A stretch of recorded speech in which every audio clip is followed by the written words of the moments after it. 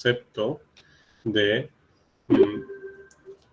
integración, ¿no? De integral, como para empezar a acercarnos a la idea de la integración.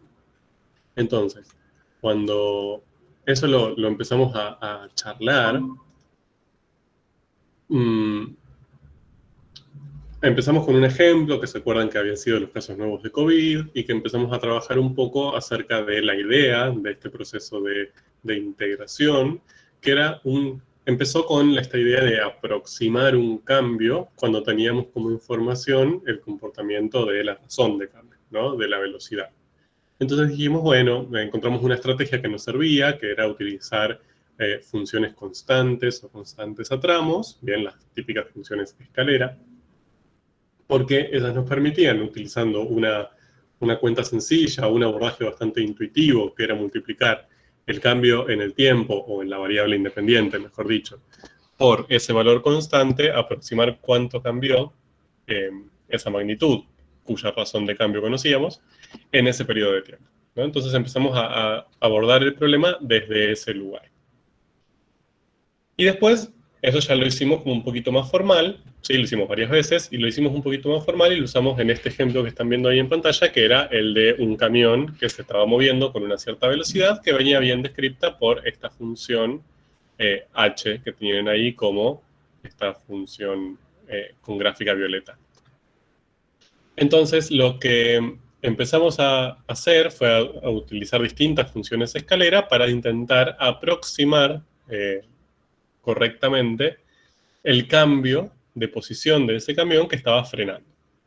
Entonces, lo hicimos primero así, medio como pensándolo y haciéndolo bueno, como nos salía, y después sí introducimos el martes diferentes definiciones que nos permitían escribir ese proceso que ya lo hacíamos intuitivamente de una manera formal. Entonces apareció este que era como nuestro proceso de aproximación. Bien, definir con qué función f de intervalo íbamos a trabajar, que en este caso era la función h en el 0, 120.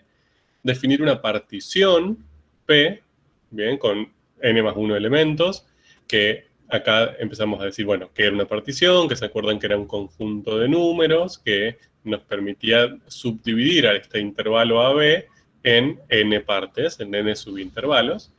Después definir un conjunto Q, que es otro conjunto de números, que lo que tenía que hacer era ser compatible con P. ¿Bien? Tenía que ser un conjunto donde dentro de cada uno de esos subintervalos tomábamos un valor de la variable independiente, cuya imagen con la función h era el valor constante que utilizaríamos a la hora de aproximar. Después, hallar cada una de las aproximaciones parciales, que habíamos visto que se calculaban como delta t o delta x, es decir, la longitud de cada uno de los subintervalos, por la imagen de la función en el punto muestra que habíamos elegido. Bien, y eso lo que nos daba era el cambio aproximado para cada subintervalo. Y después sumar todas esas aproximaciones parciales para calcular lo que llamábamos suma de Riemann, ¿bien? O S mayúscula. Y la suma de Riemann era lo que nos permitía aproximar ese cambio. Entonces, por eso, luego de hacer todo este proceso, llegábamos a la suma de Riemann y aproximábamos lo que estábamos intentando buscar. Después nos metimos con la pregunta de, bueno, perfecto, ya sabemos cómo aproximar, hasta tenemos un proceso de aproximación, pero yo no quiero aproximar ahora, quiero llegar a ese número exacto. Entonces, ¿qué estrategia podíamos usar? Y lo que propusimos es que podíamos incrementar infinitamente la cantidad de estos subintervalos, de modo que la longitud de todos tienda a ser lo más chiquita posible. ¿Bien? Es decir, que tengan una longitud infinitesimal. Cuando hicimos eso, básicamente nos preguntamos cómo escribirlo, y estuvimos charlando ahí un rato, supongo que en tarea de hora también lo habrán charlado un poco, de que no podíamos pedir que el número de subintervalos tienda a infinito,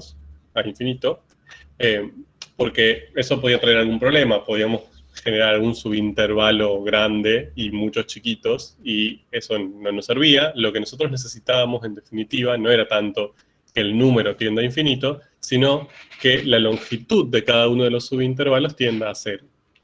Por eso surgía la definición de norma de la partición, que era la longitud del mayor de todos. Entonces, si pedíamos que esa norma tienda a cero, es decir, que la longitud del más grande de todos tienda a cero, ahí sí estábamos pidiendo que la longitud de todos los subintervalos tiendan a cero. No quedaba otra opción. Bien, entonces, en definitiva, lo que aparece es que la suma de Riemann, que era esto que estaba acá escrito de manera simbólica, que se acuerdan que estuvimos charlando un poco, bueno, que esto era toda una simbología bastante molesta y extraña y parece difícil, pero que lo único que estaba diciendo era que teníamos que hacer el proceso de aproximación que les mostré antes, bien, hacer la partición, elegir los puntos muestra, calcular las sumas parciales y sumarlas.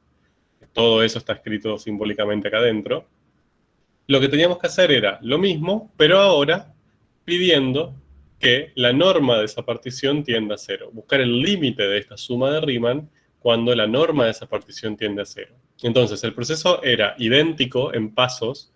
Era subdividir el intervalo 0, 120, tomar los puntos muestra internos, calcular cada uno de los productos, bien, que era la longitud de cada uno de los subintervalos por la imagen del punto muestra, sumarlos, eso era la suma de Riemann, pero ahora hacerlo de modo que la norma de la partición tienda a cero.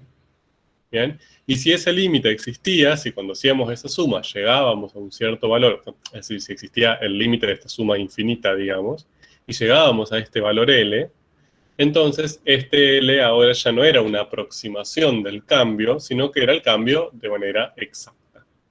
¿Bien? Y a este número L, lo que le pusimos un nombre. Lo presentamos como la integral de la función en ese intervalo. Entonces, en definitiva, teníamos como vimos, digamos, dos cuestiones separadas. La primera fue la aproximación, es decir, utilizar esta estrategia para aproximar ese cambio, ¿bien? Y para eso utilizábamos las sumas de Riemann. Y luego, la integral ya no es una aproximación. La integral ahora se establece como el valor exacto, el valor real de ese cambio, ¿bien? Ya saliendo de la aproximación, ¿bien? Es decir, en el que podemos tener seguridad de que no es un valor aproximado, sino que es el valor exacto.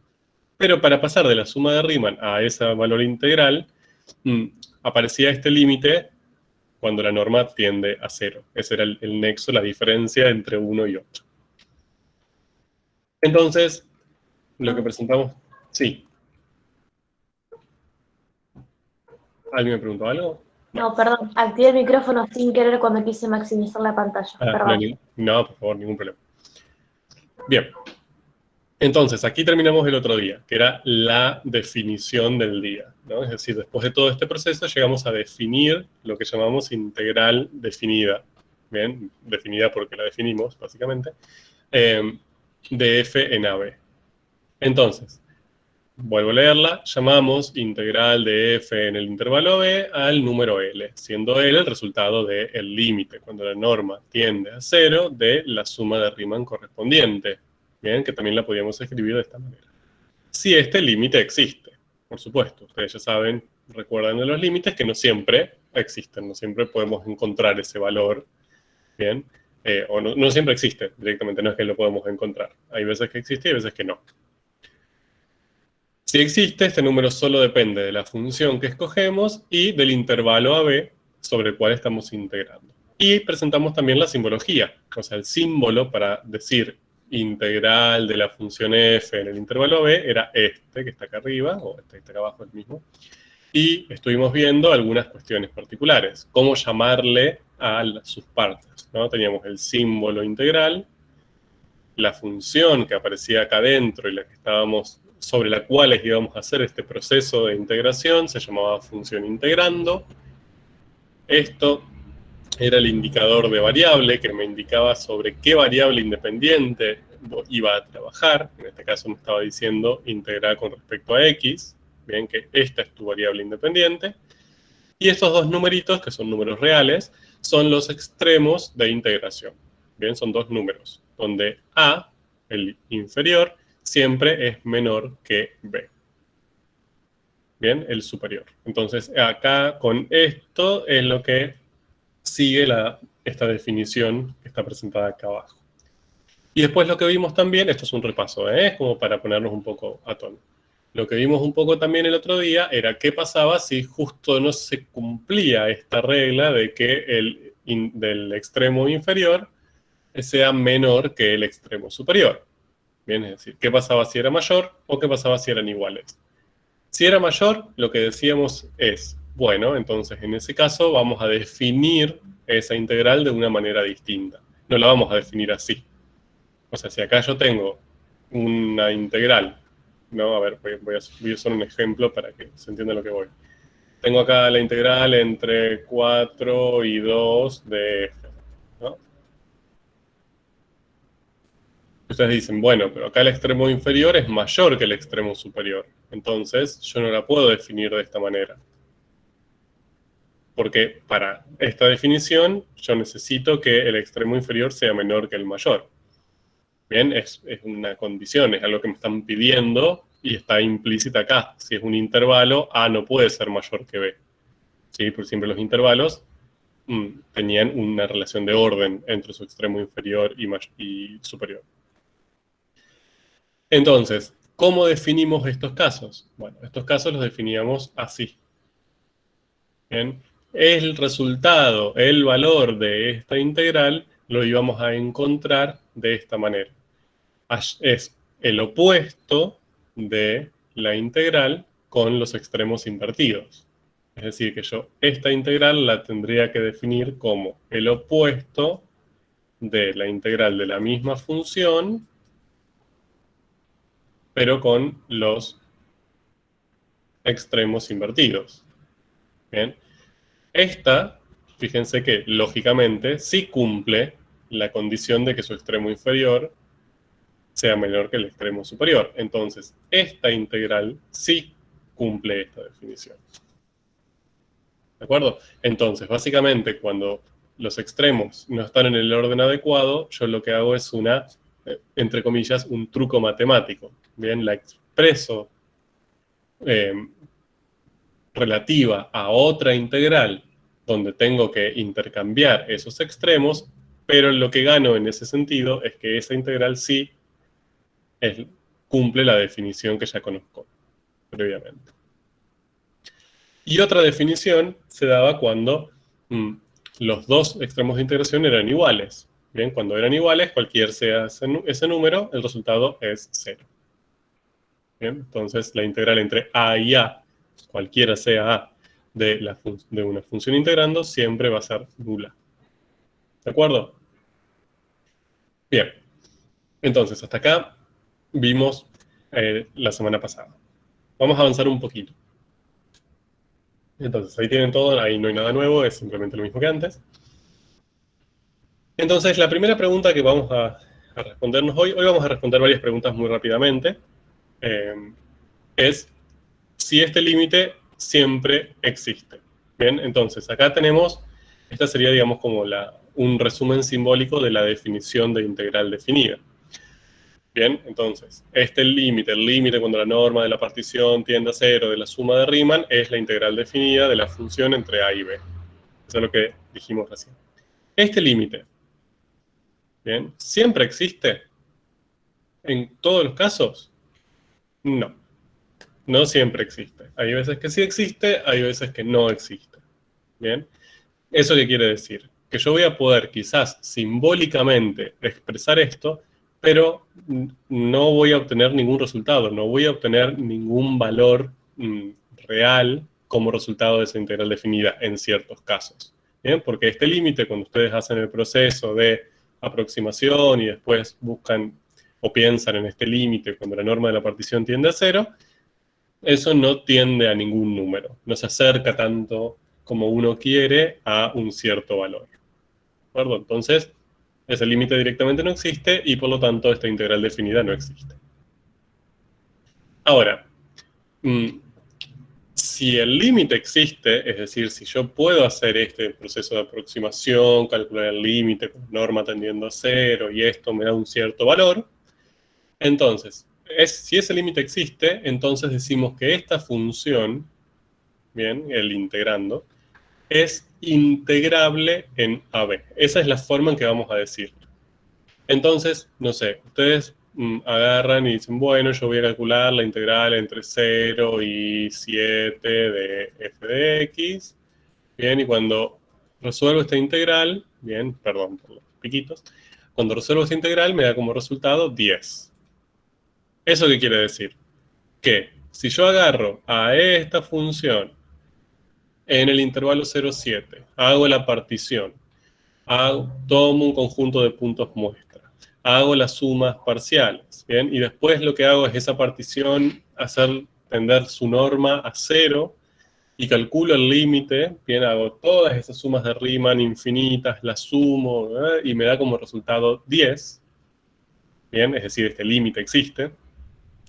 Entonces, que no necesariamente tendría por qué pasar, bien, pero en este caso sí pasa. Entonces, esta función f es integrable en el 0,7. Bien, es la forma en que vamos a decirlo, para no decir todo eso que acabo de decir, que me llevó como 3 minutos. La forma rápida de decirlo es f es integrable en el 0,7. ¿De acuerdo? Ahora, todo muy bonito, todo muy, muy teórico, todo muy bueno, cómo decimos esto, pero ahora, ¿cómo sabemos si ese límite existe? ¿Bien? Porque si yo acá le estoy dando un ejemplo medio muy vago, pero si yo le digo el límite, la integral entre 0 y 7 de x cuadrado, por ejemplo, ¿no? Y les pregunto, ¿el límite de esa suma de Riemann existe? O sea, esa función x cuadrado, ¿es integrable en el 0,7? Es decir, ¿ustedes me pueden asegurar de alguna manera que si hacen ese proceso de aproximación con la norma tendiendo a 0, van a llegar a un cierto resultado? Ahí, chat. A ver, voy a leer. Calculamos límites laterales. Bueno, pero ¿límites de qué? Porque, a ver, ese límite va a existir si existen los laterales y son iguales. Excelente. Pero ustedes tendrían que calcular los límites laterales cuando la norma tiende a 0 de la suma de Riemann. ¿Cómo harían eso? Porque, o sea, recuerden que para hacer esto, ustedes tienen que hacer una suma de Riemann con infinitos rectangulitos. Antes hicimos 4, o sea, con 4 lo podíamos hacer a mano, pero ¿cómo hacemos con infinitos? Bien, no lo podemos hacer a mano porque Profe, no tenemos nunca. ahí en el chat pusieron veo si es continua. Muy bien, excelente. Ya conocen los trucos matemáticos. Para resolver esa pregunta, para responder esa pregunta, no lo vamos a poder hacer a mano o de manera o calculándolo. Sí lo podemos hacer en algunos casos muy, muy simples. De hecho, ese x cuadrado se puede resolver a mano. De hecho, lo tienen en el libro, en un apéndice.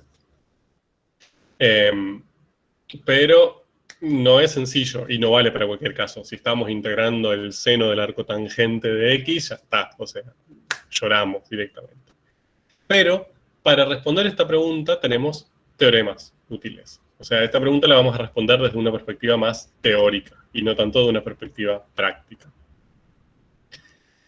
El primero, lo que nos asegura es que si en ese intervalo AB, donde estamos queriendo integrar a la función integrando, esa función es continua, entonces es integrable. ¿Qué significaba que sea integrable? Que ese límite existía y por lo tanto que esa integral definida existía. O sea, ese número existe. Esto no nos da ningún tipo de información sobre cuánto vale, pero sí nos asegura que existe. ¿Bien? Entonces, este teorema es hermoso. Es como, gracias, teorema 1, porque básicamente lo que nos está diciendo es, si yo quiero saber si pongo energía y esfuerzo en intentar resolver esa integral y llegar a ese número, ¿bien? Lo único que tengo que fijarme inicialmente es si en el intervalo de integración la función es continua. Si es continua, ya estoy seguro, este teorema me asegura de que ese límite existe. Después me tendré que poner a buscarlo y ver cuánto vale, pero saber que existe, existe. Ese límite tiene un número, ese L existe, y no es que después de hacer un proceso larguísimo voy a llegar a la conclusión de que esa función no era integrable. Bien. Entonces, esta integral que yo acabo de escribir acá, yo les pregunto, ¿puede asegurar usted que esta integral existe? Es decir, que este número L real existe. ¿Cómo me dirían que sí o que no? Sí, porque x cuadrado es una función continua ¿Continua? Ajá. y es un intervalo cerrado. Bien, sí, o sea, siempre va a ser un intervalo cerrado porque yo siempre tengo, en una integral definida, tengo que definir el intervalo cerrado. Bien, ahora, si, supónganse, ustedes esto lo tienen que escribir como una justificación en un examen, ¿no? Y le dicen, o en examen o lo que sea, pero tienen que justificarlo y convencer a la persona que lee de que ese L existe. ¿Cómo lo harían? A ver, ¿cómo organizarían esa justificación? Esto me interesa, porque muchas veces nos damos cuenta de que saben, lo pensaron, pero cuando está escrito no está escrito bien, entonces a mí me da un poco de pena eso. Juguemos un poco con eso. ¿Cómo justificarían que ese L exista? Tendría que ser continua y ¿Continúa?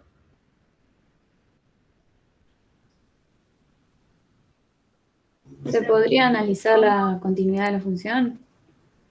Ajá. Claro, porque a ver, ustedes me están diciendo x cuadrado es continua. Bueno, ¿cómo saben?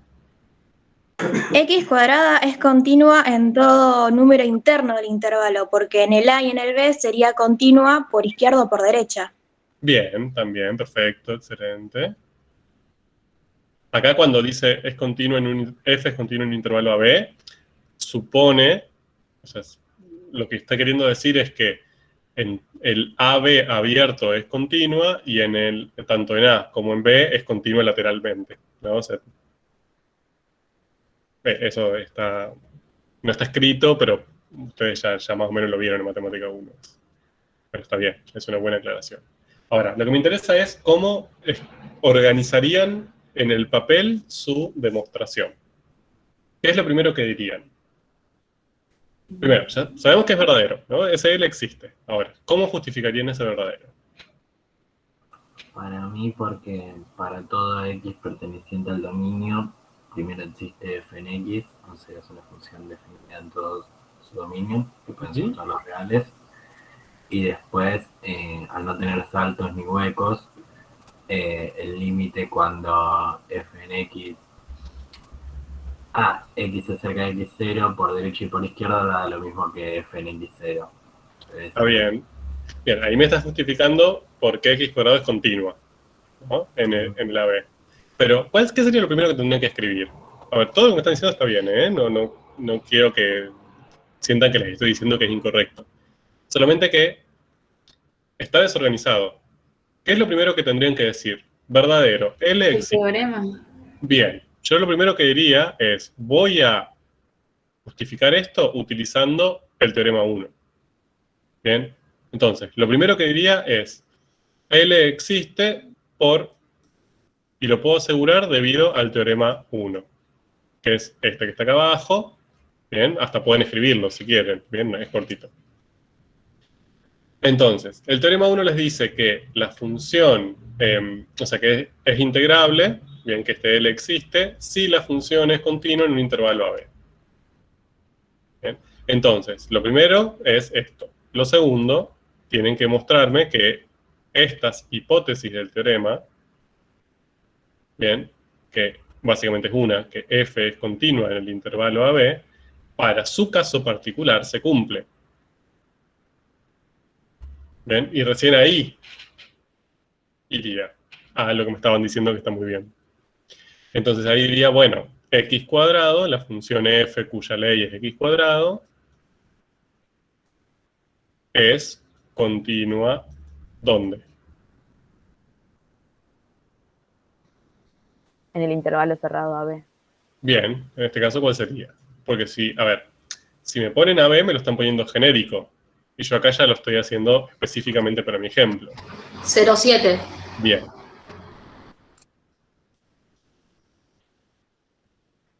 Bien, entonces, fíjense, el primer paso es mostrar cuál va a ser la estrategia que voy a usar para esa demostración. Entonces yo digo, a ver, tengo que demostrar que esta integral existe y vale L. Bueno, perfecto. Eso para mí es verdadero. ¿Cómo sé que es verdadero? Y porque yo conozco el teorema 1. Bien, bueno, entonces empiezo desde ahí. Verdadero. Esta integral existe y da un valor real, vale L, por dicho de otra manera, esa función es integrable en el 0,7, porque, según el teorema 1, las funciones son integrables cuando son continuas en el intervalo de integración. Entonces, ahí lo que expreso primero es cuál va a ser la estrategia por la cual yo sé, o cuál estrategia utilicé para llegar a la conclusión. Después, eso que está genérico, como f es continuo en un intervalo AB, así genérico para cualquier caso, lo tengo que aplicar a mi caso particular. Bien, entonces tengo que demostrar cómo sé que esas hipótesis que el teorema me está pidiendo, que me estás básicamente necesito, bien, que esa función sea continua en el intervalo de integración, cómo yo lo sé. Porque si no puedo demostrar eso, entonces lo que estoy haciendo no tiene sentido. Bien. Entonces, lo segundo que tengo que hacer es demostrar que esta hipótesis vale, para mi caso. Entonces, yo necesito que la función integrando sea continua en el intervalo AB. Entonces, lo que yo tengo que demostrar es que sé, de alguna manera, que la función integrando, o sea que x cuadrado, es continua en el intervalo de integración, es decir, en el 0,7. Si acá me escriben algo genérico, como x cuadrado es continuo en el AB, fíjense que eso ya está en el teorema, eso ya está en la primera parte de la demostración. Acá en la segunda parte lo que estoy tratando de hacer no es volver a escribir esto, es demostrar esto en mi caso.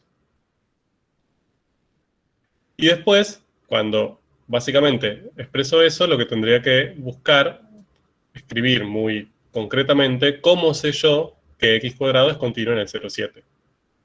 Y ahí puedo escribir todo lo que me dijeron, está perfecto. Ahí, por lo general, yo iría por la opción más sencilla.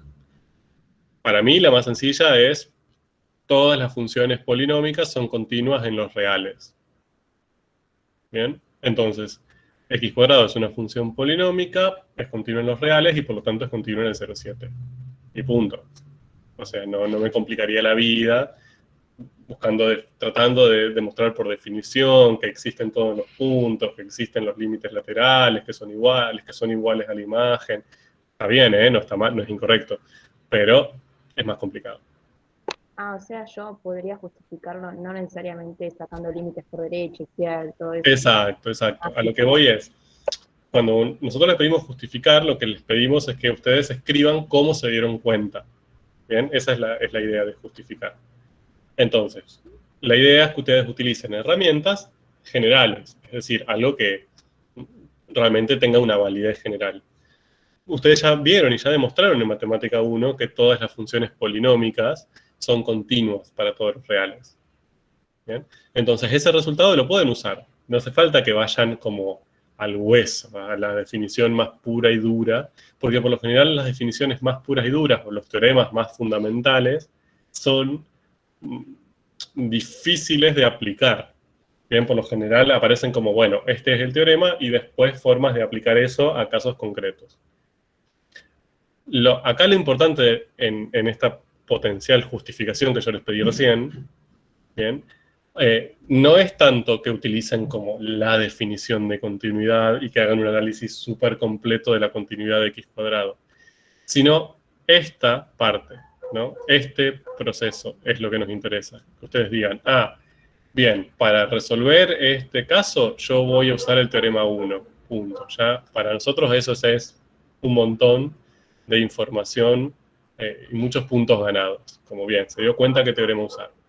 Y después, cuando eligieron el teorema adecuado, demostrar cómo ese teorema, que es general, se aplica en este caso que es particular. cómo se cumplen las hipótesis y esas hipótesis, cómo saben ustedes que se están cumpliendo en ese caso para poder concluir la tesis. ¿De acuerdo? Lo vamos a practicar un montón. Pero me interesa focalizar en esto porque es donde más problemas suele haber. Bueno, ¿quedó claro más o menos? ¿Alguna pregunta sobre el abordaje? Si no, continúo. Voy a borrar todo, que es un caos. Bien, entonces ahí tenemos el teorema 1. Y el teorema 2 es parecido. Yo diría que en realidad el más genérico de todos es el teorema 2, que podría hasta incluso incluir al teorema 1, pero bueno, se los presentamos separados porque a veces es más sencillo de explicar. Entonces, el teorema 2 lo que dice es que una función f es integrable, es decir, ese límite existe y es igual a L en un intervalo B, si y solo si presenta un número finito o nulo de discontinuidades de salto finito en AB. Bien, es decir, no hace falta necesariamente que sea continua. Bien, si es continua, entonces es integrable. Entonces es una implicancia. Pero no es un sí y solo sí. Es decir, si es integrable, esto no implica que sea continua. ¿De acuerdo? Puede ser discontinua. Ahora, acá sí, en el teorema 2 tenemos un sí y solo sí. Entonces, acá el teorema 2 nos asegura que para que una función sea integrable, tiene que presentar un número finito o nulo, ¿no? Desde ya, de discontinuidades de salto finito. ¿Se acuerdan que eran esas como que de un lado llegábamos a un cierto punto y del otro lado a otro valor, ¿no? Que había un saltito finito, ahí, en la gráfica. Entonces, solamente si en la gráfica de la función, en el intervalo de integración, existen solamente discontinuidades de salto finito de este estilo, es decir, no hay asíntotas, no hay una discontinuidad de salto infinito, no hay huecos, ¿bien? Simplemente hay este tipo de saltos. Y en un número finito, es decir, hay 2, 3, 20 de estos saltos, pero no son infinitos, no son repetitivos, entonces ahí podemos asegurar que la función es integrable. Bien, y acá también vale el sí y solo sí. Entonces, si yo les aseguro que una función es integrable, entonces también eso les asegura, vale la implicancia para el otro lado, que ustedes tendrían que esperar que esa función tenga como máximo discontinuidades de salto finito y en un número finito. Bien, es decir, ustedes pueden asegurar que esa función no tiene una discontinuidad de salto infinito, una asíntota, por ejemplo. Bien, ¿se entendió más o menos la diferencia entre uno y otro? El teorema 1 me dice, si es continua, entonces yo puedo asegurar que es integrable, pero no vale al revés. Si es integrable, yo no puedo asegurar que la función sea continua. Punto. Ahora, si yo quiero un sí solo sí, es decir, quiero ir para un lado y para otro del teorema, entonces yo puedo decir que una función es integrable si solo si tiene un número finito o nulo de discontinuidades de salto finito. Eso lo puedo asegurar y para el revés también vale. Si yo conozco que la función tiene un número finito nulo de discontinuidades de salto finito, puedo asegurar que es integrable. ¿De acuerdo? Para los dos sentidos vale. Pueden usar cualquiera de los dos, el que más les convenga. Por ejemplo, para el ejemplo que yo les propuse antes, desde ya que podían ir por el teorema 1. Era más sencillo, ¿bien? Que el teorema 2, para esa justificación. Ahora, hay otras veces que no van a poder usar el teorema 1 porque supónganse que tienen una discontinuidad de este estilo y bueno, ahí ya el teorema 1 no les va a servir. Van a tener que ir sí o sí al teorema 2. Por ejemplo, en 1 sobre X sería un ejemplo. Bueno, en 1 sobre X ahí estamos complicados, porque en 1 sobre X no tenemos una discontinuidad de salto finito. Por eso, en ese caso no podría, aunque parezca, no. Claro, en ese caso ustedes no pueden asegurar nada. ¿Ven? O sea, no pueden asegurar si es integrable o no. De hecho, yo les diría que, a ver, vamos, me gusta la pregunta. Usémosla como ejemplo. Ustedes tienen 1 sobre X, ¿no? Y yo les digo, esta función se llama f, y queremos calcular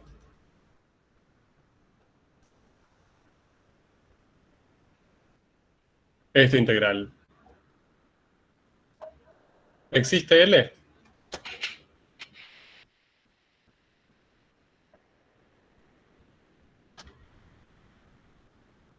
Sí, profe. ¿Sí? ¿Cómo sabe? ¿Cómo me lo justificarían rápidamente? No vamos a hacer todo el mismo que antes. Porque es continua en 1 y 3. Perfecto. Punto. ¿Qué teorema usarían para justificar que L existe? El teorema 2 porque es más genérico. Bueno, ok. Genial. ¿Podrían usar el 1? Uno solo. El teorema 1. Bueno, genial. A ver, cualquiera de los dos se puede usar, no hay ningún problema.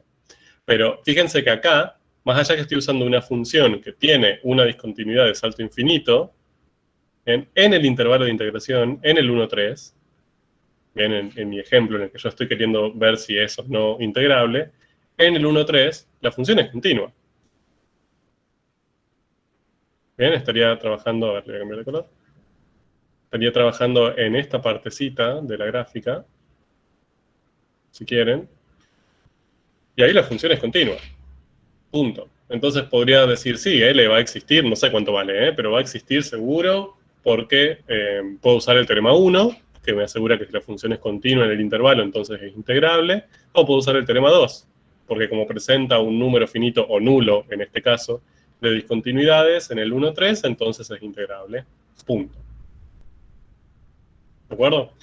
Ahora, otra posibilidad es que yo les hubiera dicho, bueno,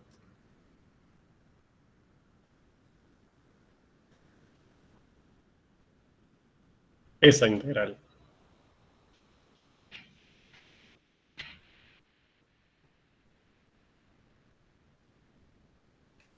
Bueno, ahí usamos también el teorema 2 y para demostrar que no existe, porque tiene un salto infinito, digamos. Exacto. Entonces ahí el teorema 1 ya les queda corto, porque el teorema 1 solamente va hacia un lado. Les dice, si es continuo, entonces es integrable. Como esta no es continua, como no vale la hipótesis del teorema, ya está. El teorema como que queda sin...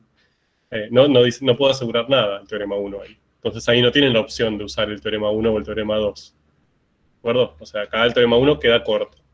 Necesariamente tengo que ir al teorema 2, que me dice que es integrable si y solo si, bien, solamente si presenta un número finito o nulo de discontinuidades de salto finito. Como yo ahí en el menos 1, 1 tengo discontinuidades de salto infinito, entonces puedo asegurar que no es integrable. Bien, entonces ahí sí, esto puedo decir L no existe, o acá directamente no existe esta integral, y ahí sí tengo que recurrir al teorema 2. No me queda otra.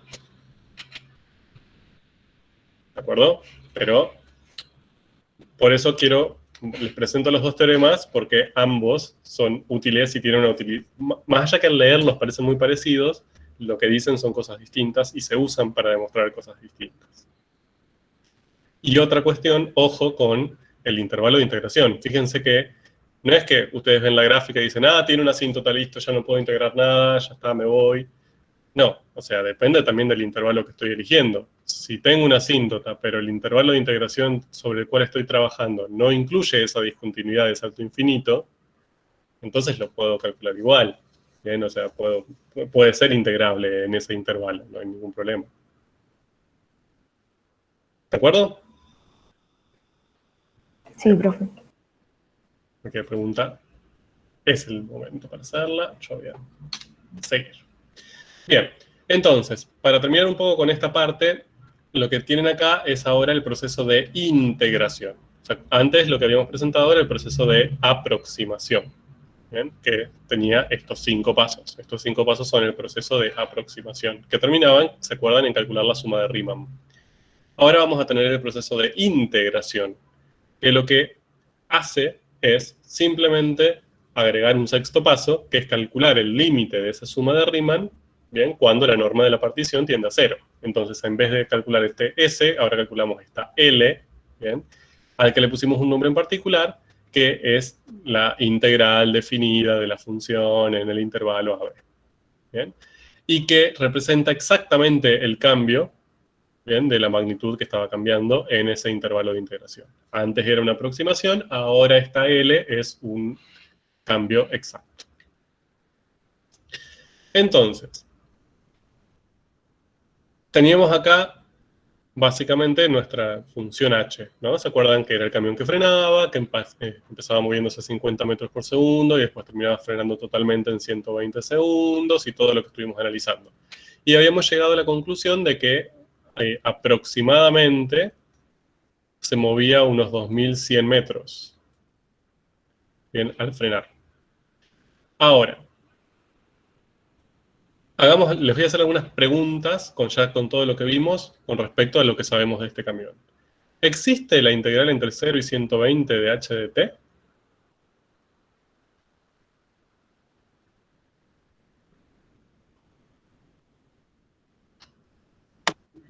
Sí. Sí, ¿Por qué? ¿Cómo saben? porque es continua la función. Punto. Continua. Hay siempre, porque siempre es como, es continua, punto. Bueno. ¿Qué es importante? Que la función sea continua, ¿dónde? En el intervalo que vos En el preguntaste, intervalo. era 0 y Perfecto. 120. No se olviden eso. Después no ponen eso y les queda todo incompleto, siendo que saben hacerlo. Entonces, existe esa integral, ese límite de la norma, de la partición, de, no sé, de la suma de Riemann, existe. Yo puedo asegurar que existe, porque esa función h es continua en el 0-120. Bien. ¿Qué representa esa integral en el contexto que estamos hablando del camioncito y todo? En este caso representa el desplazamiento total, o sea, el cambio en la posición. Bien.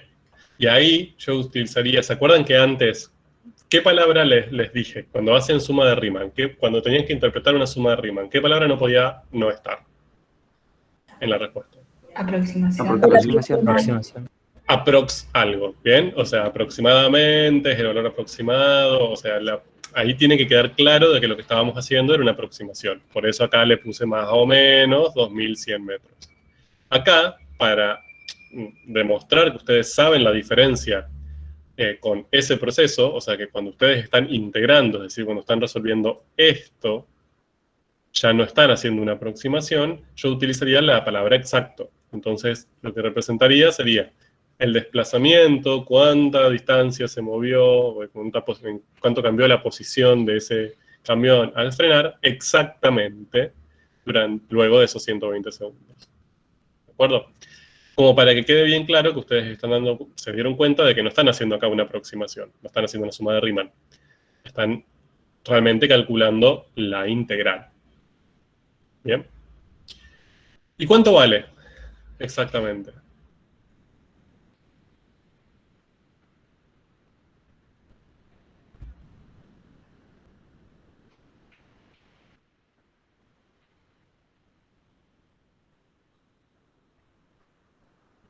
Tendría que conocer la función. Ajá. Y lo que vale sería el número L que te dé eso. Bien. ¿Y cuánto vale? ¿Cuánto vale L? Y exactamente no lo sabemos. Exacto. Todavía no lo saben. ¿Bien? Lo que vamos a empezar a meternos ahora es a tratar de responder esa pregunta. Porque hasta acá ustedes, digamos, con la aproximación veníamos bien, pero cuando apareció ese límite maldito ahí, ¿bien? Ese límite con la norma de la partición tendiendo a 0, todo bien, o sea, es pensable de que ese resultado sea el valor exacto, ¿no? Porque uno puede cubrir, digamos, esa región con rectangulitos y todo eso, genial, pero lo que surge como problemática es que no sabemos hacerlo. O sea, no es que, está bien, sí, te creo que represente el cambio exacto, pero ¿de qué me sirve si no tengo idea cómo hacerlo? Si no tengo idea cómo calcular ese límite. ¿De acuerdo? Entonces, ahora surge otra pregunta. Bueno, está bien, ya definimos esa integral. Ok, parece ser bastante útil. Pero ¿cómo hacemos para llegar a ese valor? Porque si no podemos llegar a ese valor, es lo mismo. Es una información y una definición recontra inútil. ¿Bien? Bastante infértil. Así que hoy vamos a empezar a ir por ese camino. Antes de meternos en ese camino, en el libro, y tienen un video explicativo también, no sé si ya lo vieron, tienen algunas propiedades de la integral. No me voy a detener mucho hoy, más que nada para no cortar un poco el hilo conductor de la clase, bien, y que sigamos más o menos trabajando con lo que veníamos trabajando, pero les pido por favor que vean ese video y que cualquier pregunta me la vayan haciendo, no sé si ya lo vieron.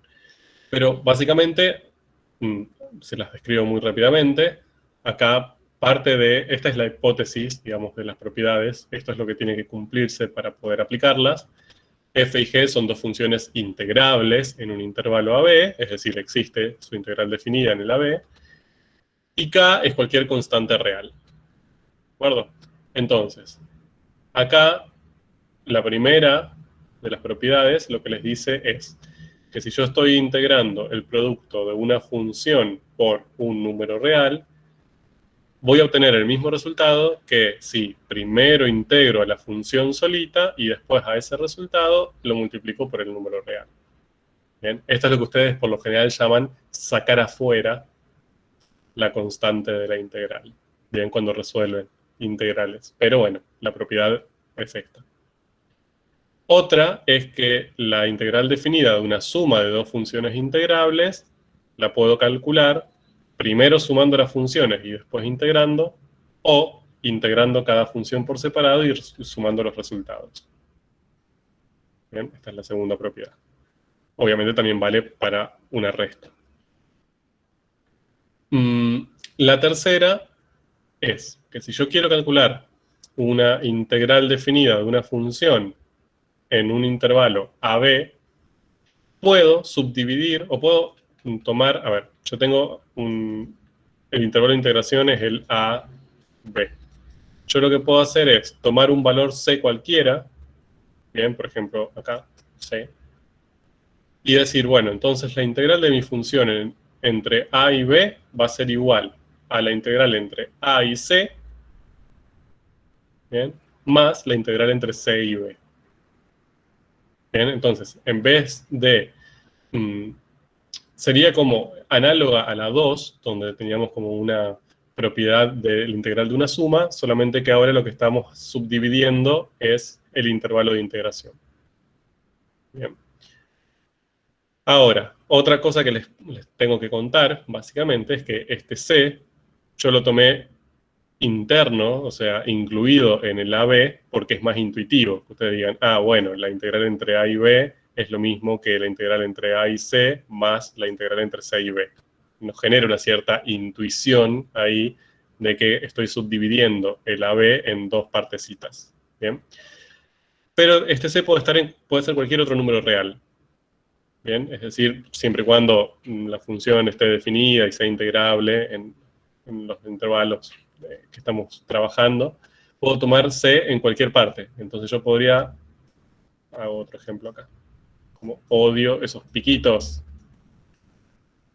Si yo estoy trabajando en el AB, podría tomar un C acá. Fuera incluso del intervalo AB. Entonces, la integral entre A y B sería la integral entre A y C más la integral entre C y B. Bien, y no hay ningún problema, el resultado seguiría dando el mismo. Bien, después lo probaremos, veremos cómo funciona, para qué se usa, pero es una propiedad que existe. La cuarta es una relación de orden entre el valor de las integrales.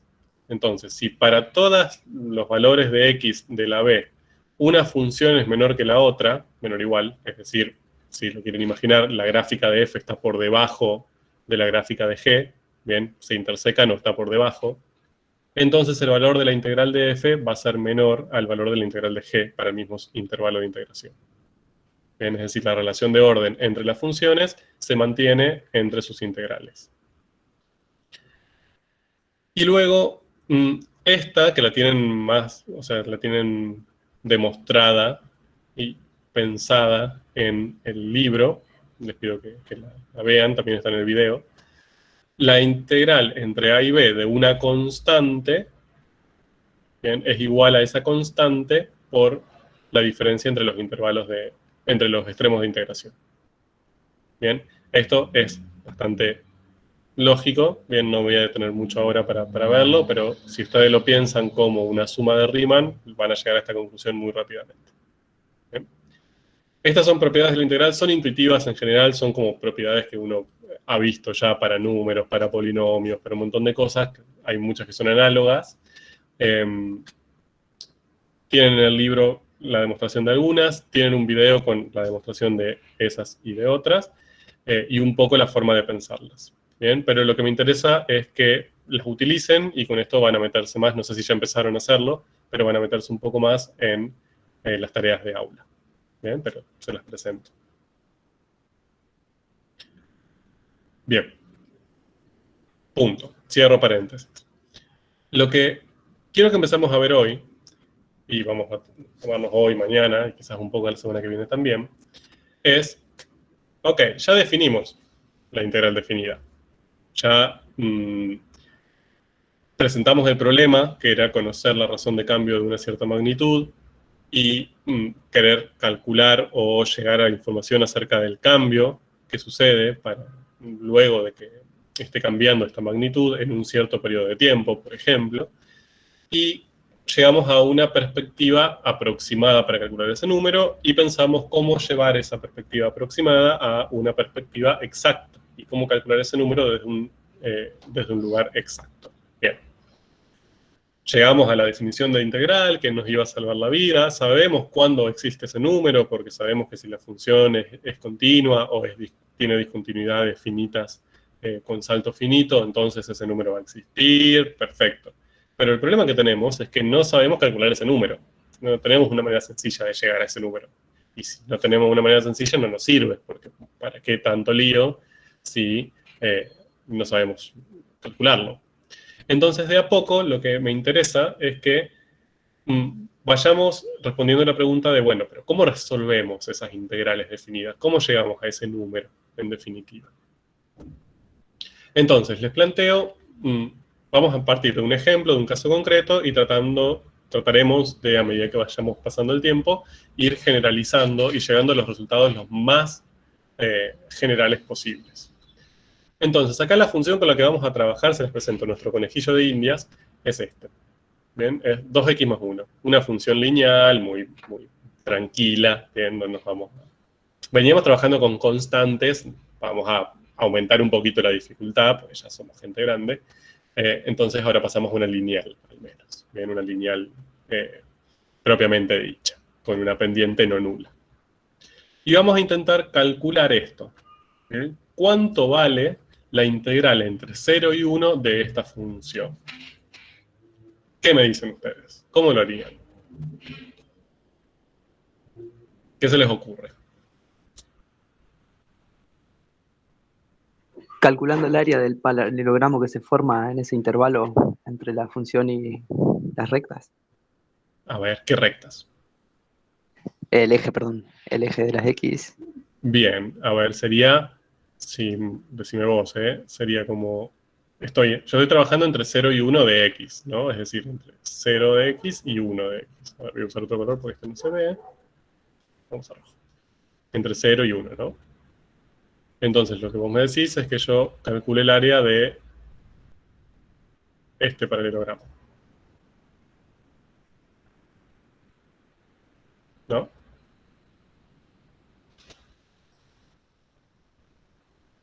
Ahora, ¿por qué? ¿Por qué debería calcular el área de ese paralelogramo? ¿Por qué apareció de repente un paralelogramo hasta ahora? Sí. Veníamos con rectángulos.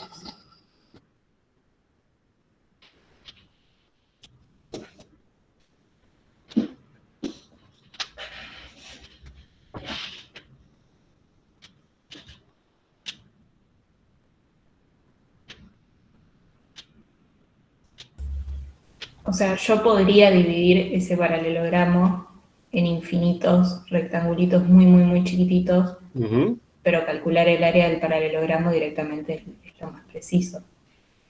Bien, a ver, me gusta, interesante. A ver, voy a borrar esta cosa horrible que hice. Ok, nosotros tenemos que calcular esta integral. Esa integral, hasta ahora, cosas que sabemos. Sabemos que la función es continua en el 0, 1. Como es continua, es integrable. Por lo tanto, esta integral, que es un número real, es un L perteneciente a los reales, Sabemos que existe, lo podemos asegurar. Ahora lo que estamos queriendo llegar es, bueno, ¿cuánto vale? Para esta integral definida, conocemos la definición, que era el límite cuando la norma de la partición tendía a 0 de la suma de Riemann correspondiente en el intervalo 0,1. Y mucho más no sabemos. Bien, entonces, bueno, ¿qué hacemos? Lo que podemos hacer es, básicamente, lo que sabemos. Hacer un proceso de aproximación, ¿bien? Y ver qué pasa cuando la norma tiende a 0. Entonces yo este 0,1, que es mi intervalo de integración, lo podría subdividir en 2, por ejemplo. ¿Bien? Y buscar dos rectangulitos. No sé, a ver, uno así y otro así. Si no me van siguiendo, párenme, porque esto va a ser una bola de nieve, si no. Entonces yo digo, bueno, si yo quiero integrar esta función en el 0,1, hago lo mismo que veníamos haciendo con la función del camión. Hago una partición, por ejemplo, en este caso uso una partición fácil, divido el 0,1 en la mitad, y hago más o menos a ojo una suma de Riemann. ¿Bien? Busco valores constantes, digo, bueno, 0,5, que es lo que mide, digamos, la longitud de este subintervalo por la imagen, que sería más 1,5 más o menos, más 0,5 por 2,5, calculo la suma de Riemann y ahí aproximo. ¿De acuerdo? Lo mismo que hicimos antes. Después, digo, bueno, quiero mejorar un poco esa aproximación. Entonces, lo que vamos a hacer es dividirlo en 4 en vez de en 2. Y calculo, no sé, otro rectangulito ahí. Qué horrible mi rectangulito, por favor. Y uso 4 rectangulitos distintos. Bien, hago, bueno, 0,25 por esto, más 0,25 por esto, y así. Bien, entonces esa sería una manera de aproximar esa integral de línea. Ahí vamos. Ahora, si yo eso intento llevarlo al límite integral, es decir, intento repetir eso de modo que la longitud de cada uno de los subintervalitos se haga lo más pequeñita posible, ¿qué voy a ver? ¿Qué terminaría viendo? Bien, imagínense que hago ese mismo proceso que hice recién de subdividirlo en 4, ahora lo hago subdividiéndolo en 1000. ¿Qué creen que voy a ver? Ese medio paralelogramo que habían dicho. O sea, todas las liñitas. Perfecto. Bien, los rectangulitos serían tan chiquititos que como que cubrirían, como quedarían sus lados superiores, quedarían prácticamente sobre la curva. Bien, y lo que yo vería es pintado toda la parte de abajo, ¿no? Estaría cometiendo un error, porque si hago zoom, seguiría viendo la escalerita. Bien, pero ya al haber tantos, se acercaría muy, muy, muy, muy cerca de la función. A lo que me refiero es que yo estaría viendo algo así, ¿no? Como que mi escalerita estaría cometiendo un poquito de error cuando me hago zoom, pero en general, a lo lejos, lo que estaría viendo es que está cubriendo todo este paralelogramo. Y si eso en vez de 1000 hago 1.000.000,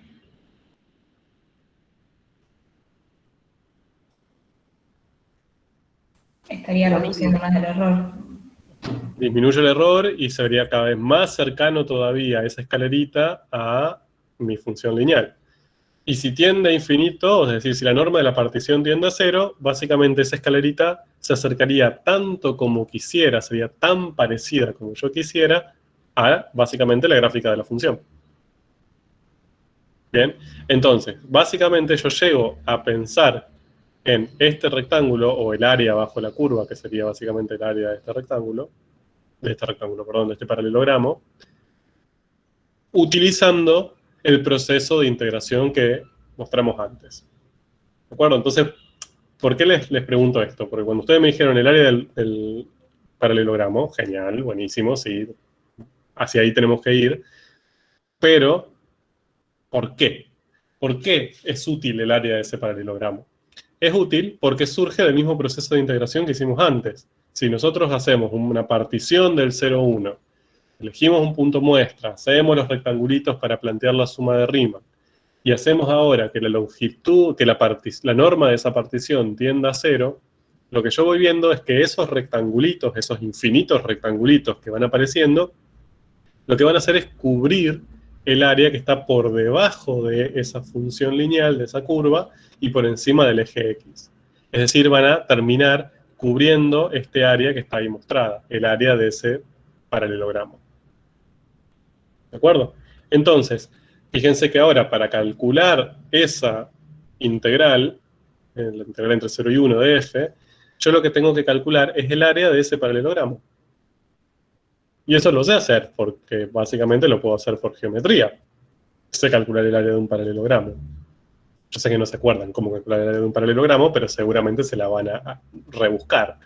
¿Cuánto vale ese área? Podrías hacer el área del triángulo más el área del rectángulo de abajo. Perfecto. Como nadie se acuerda de la fórmula del área del paralelogramo, podemos dividirla en un triángulo y en un rectángulo. Claro. Base mayor más base menor por altura dividido 2. Muy bien, excelente. No la voy a usar porque yo sé que es un poco impopular, pero perfecto, esa es la fórmula. Entonces, ¿cuál es el área de este rectangulito que está acá? 1. 1. Bien, base 1, altura 1. ¿Y del triángulo? 1. 1 también. Base por altura sería 1 por 2 sobre 2, ¿no? Entonces también vale 1. ¿De acuerdo?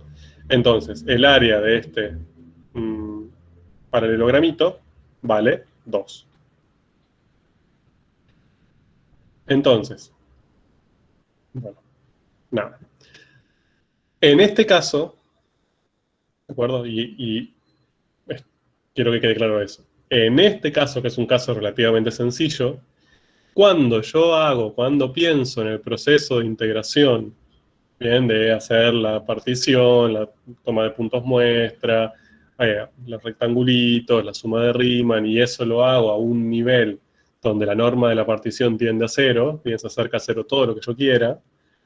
Entonces, en ese proceso puedo relacionar este resultado, la integral definida entre 0 y 1 de la función, con el área de este paralelogramo. Fíjense que, si yo, en vez de tener una función lineal, tuviera, no sé, una parábola, ¿podría usar esa estrategia? Por ejemplo, entre 0 y 1. No se podría. Y ahí no podría utilizarlo, porque acá este lado, si podemos llamarlo así, es un lado, entre comillas, curvo. Bien, tiene una cierta curvatura. ¿De acuerdo? Entonces, al tener una cierta curvatura, no puedo utilizar tan libremente la geometría básica. Porque ahí no puedo calcular, eso ya no sería un paralelogramo. En todo caso, ustedes me podrían decir, y bueno, lo puedo aproximar como un paralelogramo. Pero para aproximar sigo haciendo Riemann, y listo. ¿De acuerdo? No hace falta, no me voy a meter en... no voy a hacer tanto lío para aproximar si puedo usarlo por Riemann. Yo lo que quiero es el resultado exacto. Entonces, tengamos en cuenta que lo que estamos haciendo está sirviendo, pero porque justo nuestra función es una función particular. Bien, es una lineal, y eso nos ayuda. Bien. Vamos con esta otra integral. Bien, o sea, ya llegamos a calcular una, o sea, pudimos llegar al resultado de una integral definida, que esa L que sabíamos que existía, ahora sabemos que vale 2. O sea que el límite cuando la norma vale 2. Increíble. Estamos re grandes. Vamos con la siguiente. Díganme ustedes, ¿cómo harían para calcular esa integral? Lo mismo. Lo mismo. ¿Qué cambia ahí con respecto al anterior? Que el intervalo es más grande. Bien, entonces estaría trabajando en el 0,2. ¿De acuerdo? Básicamente tendría que utilizar este paralelogramo ahora. ¿De acuerdo? Lo mismo, hago la partición, elijo los puntos muestra, hago los rectangulitos, hago que los rectangulitos de la norma tienda a 0, se van juntando todos sobre la función y tendría que calcular el área de este paralelogramo. ¿Cuánto vale el área de ese paralelogramo? Ya que está, repasan geometría básica, no viene mal. 6. 6, perfecto. Si yo divido esto, el área de este rectángulo vale 2, base 2 por altura 1. Y el área del triangulito sería base 2 por altura 4 sobre 2. Entonces vale 4. Por lo tanto, esto vale 6. Bien. Puedo hacerlo entre 0 y 3. Tendría que utilizar este paralelogramo ahora. Profe. Sí. ¿Y se podría relacionar con el otro intervalo? O sea, sumar o hacer algo como para relacionarlo. No entendí. ¿Qué otro intervalo? O sea, en el de 0 y 1, digamos. ¿Lo podrías relacionar con el de 0 y 2, por ejemplo? No sé, haciendo 2 y sumando algún otro triángulo, digamos. Ah, claro, sí. Te lo muestro en este, mira. O sea, acá vos decís, bueno, yo conozco entre 0 y 2. ¿No? O sea, yo esto, ¿se acuerdan que lo que podíamos usar por las propiedades anteriores? Podríamos decir, bueno, si yo quiero calcular la integral entre 0 y 3 de f, podría calcular la integral entre 0 y 2, más entre 2 y 3. ¿Se acuerdan que podíamos usar esa propiedad? ¿No? Es decir, dividir el intervalo de integración, que era el 0,3, en dos partes, en el 0,2 y en el 2,3. El 0,2 ya lo conocemos, era este que hicimos recién, que valía 6. Y ahora lo único que me faltaría sería calcular este. ¿No? Que sería la integral de la función f entre 2 y 3. Que sería este rectángulo que tenemos ahí. Ahí también puedo subdividir el 2, 3, hacer partición, Q, hago rectangulito, norma tendiendo a infinito, y me quedaría el área de ese paralelogramo. ¿Bien? Sí, no sé si me siguieron, pero se puede tranquilamente.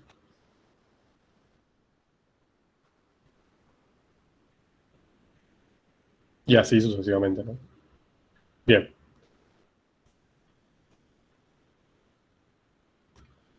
Bueno, entonces, entre 0 y 3 tenemos que calcularlo. Voy a hacerlo siempre igual para no marearlos, ¿no? Pero lo pueden hacer como ustedes quieran. Entonces, el área de este rectangulito vale 3.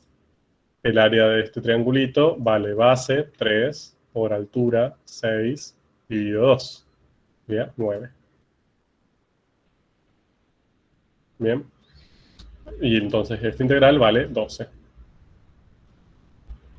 Y así sucesivamente. Puedo calcular de 4, puedo calcular de 6, no lo voy a hacer. Bien. Ahora, ¿vamos hasta ahí? Con este ejemplo sencillo, con la bondad que tienen las funciones lineales, puedo resolver esas integrales definidas, pero básicamente recurriendo a la geometría. Lo cual está buenísimo.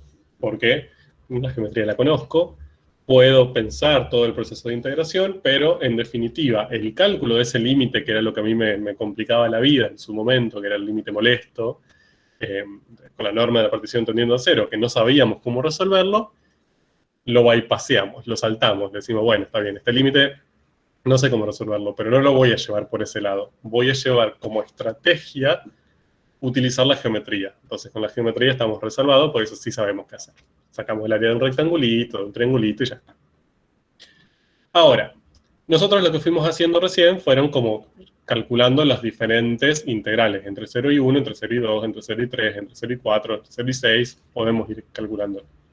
Ahora, supónganse que yo quiero calcular, lo que quiero encontrar ahora es una forma, ¿bien?, de calcular esas integrales entre 0 y algún número cualquiera, entre 0 y 6, de la función. ¿De acuerdo? Entonces lo que estoy intentando encontrar es una fórmula para encontrar esa integral definida de acuerdo a el número que yo ponga acá arriba. Dicho de otra manera. Yo antes dije, bueno, quiero calcular entre 0 y 1. Marqué el paralelogramito, lo calculé su área, bien, dije, la integral entre 0 y 1 vale 2. Entre 0 y 2 vale 6. Entre 0 y 3 vale 12, y así sucesivamente. Ahora, ¿hay alguna fórmula para calcular eso? Es decir, ¿tengo alguna manera como metódica de ir obteniendo esos valores para un número cualquiera? Es decir, si yo en vez de agarrar 1, 2, 3, agarro pi. ¿Cuál es la integral entre 0 y pi de la función? Pi estaría como por acá. Sí. Tendría que calcular el área de este paralelogramito, ¿no? Pero, ¿hay alguna fórmula sencilla que me permita calcular esta integral sin tener que pensar en el proceso de integración?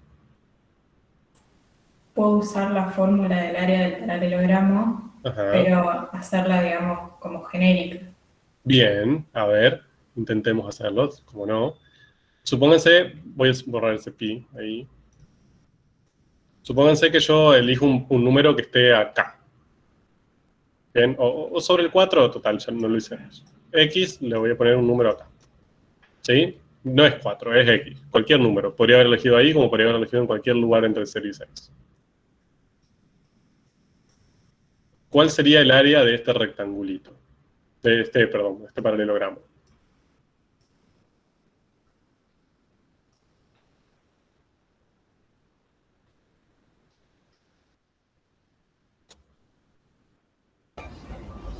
Sería el área del rectángulo que tenés desde 0 a 4 y con altura 0, 1. Bien. Y después el área del triángulo que te queda por arriba de eso. Bien, me gusta. O sea, hagamos lo mismo que veníamos haciendo, que me iban siguiendo. Entonces, yo voy a dividir el paralelogramo. Miren qué lindo mi paralelogramo, por favor. Tengo la motricidad fina de un nene de 3 años. El área del paralelogramo la puedo subdividir como el área del rectangulito más el área del triangulito, ¿no? Para hacerlo más sencillo. ¿Cuál sería el área del rectangulito? 1 por X. Bien, sería base por altura. En este caso, si vamos a una estrategia, a un abordaje geométrico, sería base, que mide X, no sabemos cuánto, X, por altura, que sabemos que mide 1. Entonces sería 1 por X. Bien. ¿Y la del triangulito? X por f en X menos 1 sobre 2. Bien, sería X por...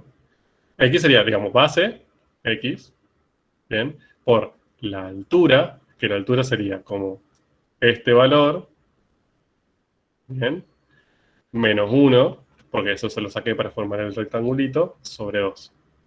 ¿De acuerdo? Entonces,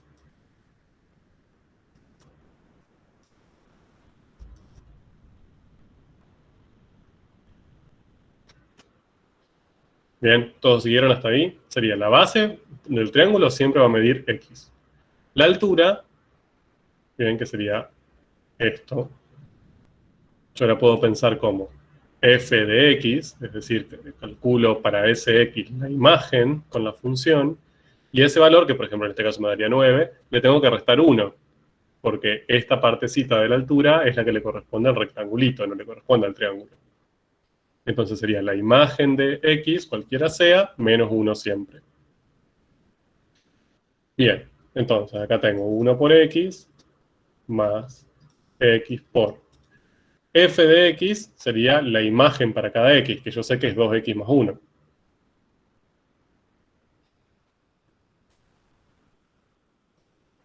Y a eso le tengo que restar 1.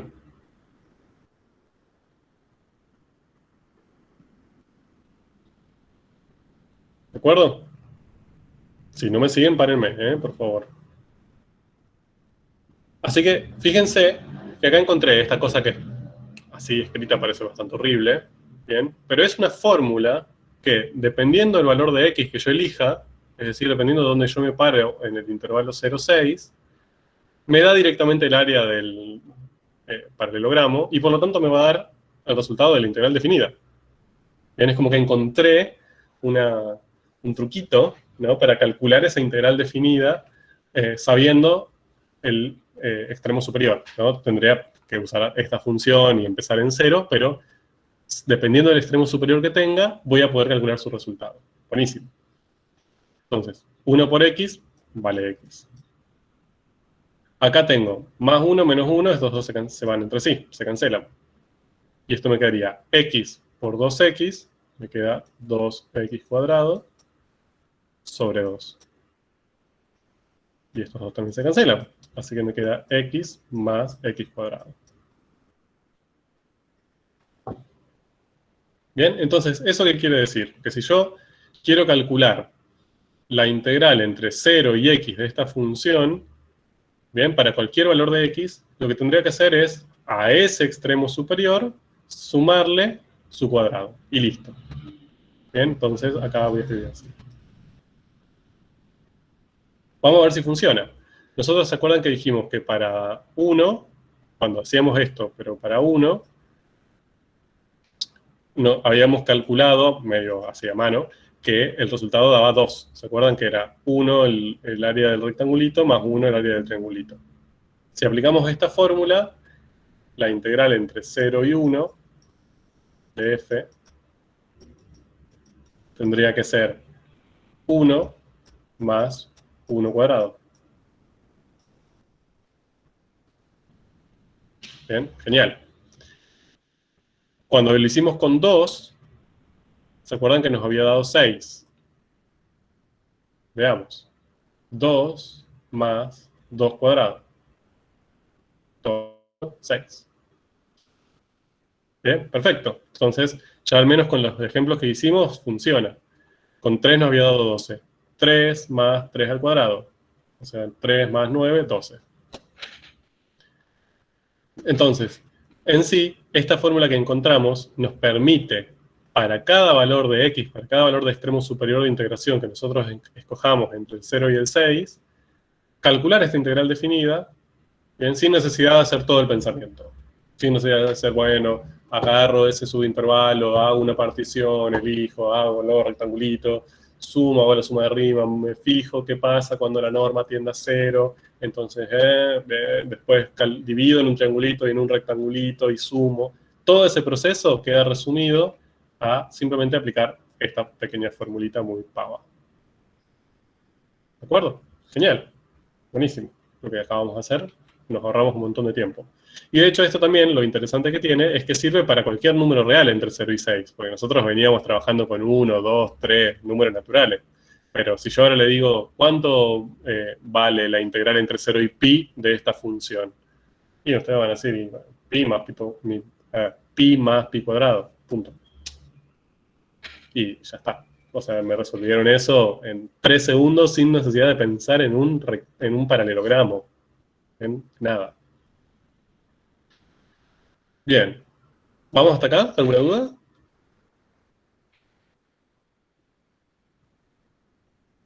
La función termina siendo la derivada de la integral. Ajá. Interesante, ¿no? Como que la función es 2x. Miren, se les escribe en función de x. Acá está escrito en función de t.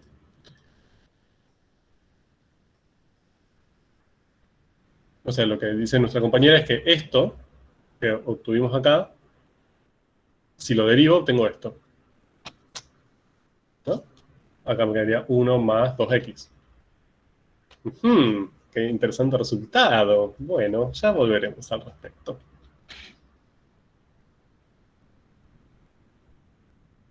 Bien.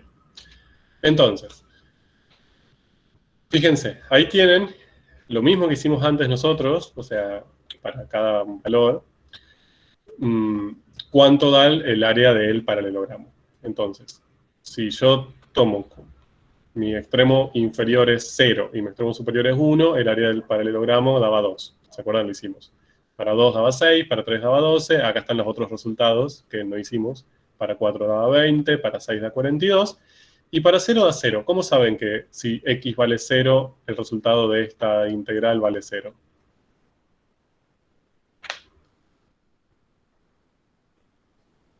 Y no tenés un área que sacar, porque, o sea, estás parado como en un punto. Bien, perfectamente. Si lo hacen desde una perspectiva geométrica, ustedes dicen, bueno, si empiezo en 0 y termino en 0 en mi intervalo de integración, básicamente estaría calculando el área de un segmentito de recta, ni siquiera, porque no tengo puntos ahí. Entonces ese área es nula, directamente no existe. Y si lo llevan por el lado de lo que ya conocen del cálculo, ¿cómo podrían justificarme que si x vale 0, el resultado es 0? 0 más 0 al cuadrado es 0. Ay, ay, ay, pero mucha gente junta. Ok, que 0 más 0 al cuadrado es 0. Bien, si usamos la fórmula que utilizamos recién también da 0. Genial. Profe, y podría ser también porque cuando A y B eran iguales, daba 0. Perfecto. O por una propiedad, por una definición, ¿no? ¿Se acuerdan que vimos la definición de cuando los extremos inferior y superior eran iguales? Entonces el resultado de la integral definida ya sabíamos que era 0. No teníamos que ni siquiera pensarlo. Cualquiera de esas tres maneras de verlos está perfecta, ¿bien? Y ya sabemos que para x0 vale 0. Genial. Y acá lo que nos preguntábamos, ¿bien? Era, bueno, si x es cualquier número, no uno de estos 6 números, cualquier número, ¿qué resultado obtengo? Y ahí llegamos a la conclusión de que era x más x cuadrado, ¿no? Lo que vimos recién. Genial. Entonces, fíjense que para cada uno de los valores de x que yo elija en el intervalo 0,6, cuando aplico esta formulita, obtengo el resultado de la integral definida entre 0 y ese valor de x que yo elegí de la función f. ¿Bien? Entonces, a cada valor de x que yo elija le corresponde como resultado un número, que es el resultado de la integral.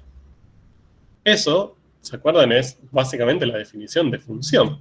Que a cada valor o cada elemento de un conjunto de partida le hacía corresponder un y un único elemento del conjunto de llegada. ¿Bien? ¿Se acuerdan? Matemática 1 allá por mayo, básicamente. Entonces, lo que nosotros acabamos de generar acá es una función. Es una función que a cada valor de x minúscula que yo estoy eligiendo en el 0,6, le hace corresponder el valor de integral definida entre 0 y ese valor, de la función f. ¿De acuerdo? Y eso lo puedo escribir, lo voy a escribir así, como una función que se le aplica a cada una de estas x, ¿bien? Y lo que genera es, o lo que la relaciona, es con el resultado de su integral definida. Y le voy a poner, en vez de f minúscula, la voy a simbolizar genéricamente como f mayúscula. Entonces, una forma de escribir esta función es así, como diciendo, bueno, yo voy a pensar a esta función como la integral definida entre 0 y ese valor de x de mi función lineal, o también la puedo escribir así.